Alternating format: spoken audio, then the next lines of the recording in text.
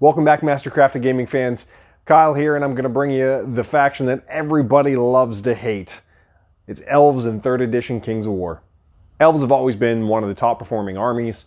I think in large part that's because of the elite special rules. So we've seen so far that elite gets split fairly often on units between either a shooting attack or a melee attack. It'll have a little parentheses next to the unit profile that tells you exactly what it does. For the Elves, there are some units that are just flat out elite, and that means it applies to both their shooting and melee attacks. So keep that in mind when you look at the profiles as you're going through the book, because that makes Elves stand out quite a bit. Let's start off with a new unit, and that is the Shield Watch. This is a unit that is a variant on the Palace Guard kit, and we felt we could put this together and make something very workable and go straight into the game with something that already exists. So this is a unit that has significantly higher defense than just about every other infantry in the Elven list. Defense 5 on Elves is great. Defense 4 is pretty prominent pretty much elsewhere in the army.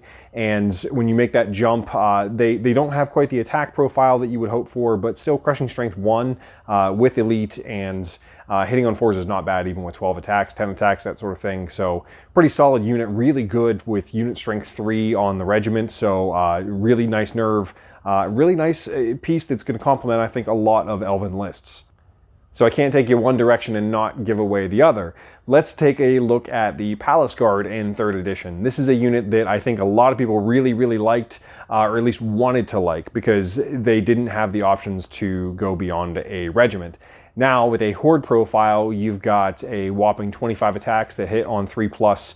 Even with the lower defense, we know it's got a very specific role here. Crushing Strength 1 stock, Elite stock, as with Elves, is going to be pretty much across the board. And then, you know, you think about this unit and you can suddenly throw on a Brew of Strength, a Bane Chant, that kind of thing from an Archmage. Lots of different options that you can do to put out a lot of damage here. And now with the larger footprint, it really makes a foot-based combat elf army really viable. Let's take a look at a unit that I know a lot of people are really excited for, especially to see their miniatures in 3rd edition, and that would be the Drakon Riders. So this is a unit that it looks very much the same from what it did in 2nd edition. You will notice that they have the irregular designation now, but their profiles are almost entirely the same. And when you see that a lot of the other hammers across other armies have changed, and this unit is still mostly the same, you'll understand that its power is still very much there. This is a unit that can put out a lot of damage with a lot of range and do quite a bit of board control with its, you know, flying base size. It's Elves on Dragons. So, you know, if you've been paying attention to what is going on with League of Infamy, you will know that there is a lot of really cool stuff coming for Drakons and then that theme. So I think a lot of people will be pleased to see these guys and actually put a unit together that makes sense for the game and have the models that they've always wanted from Mantic. So let's take a look at a unit that I think a lot of people are speculating may not be in the elf list anymore, but it is. This is the Tree Herder in 3rd edition. So the tree units, I think, are getting the speculation that they're going exclusively to the Sylvankin, and that's just not the case. So here we have the Tree Herder as a monster hero. It's been reworked a little bit. There's a couple of really nice tweaks that are in here that I think people will enjoy. So the higher attacks, the Fearless Nerve now, the Strider edition, I think these are all really nice things that people are going to get quite a bit of use out of offensively, as well as this Radiance of Life that's going on. So makes Tree Herders quite viable.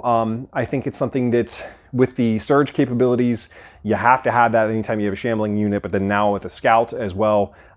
Always had scout before, but now this thing is just, you know, you put this in as a core group and you've got an entirely different kind of threat that you can project with your shambling units in this big monster that's in the backfield. So this thing is not going to get tripped up. It's not going to change its profile for offense, and that's a big deal. So hopefully you guys like the Elf preview in 3rd edition. I am heading to Canada this week, so the next video that you see actually will be filmed at Mini Wargaming.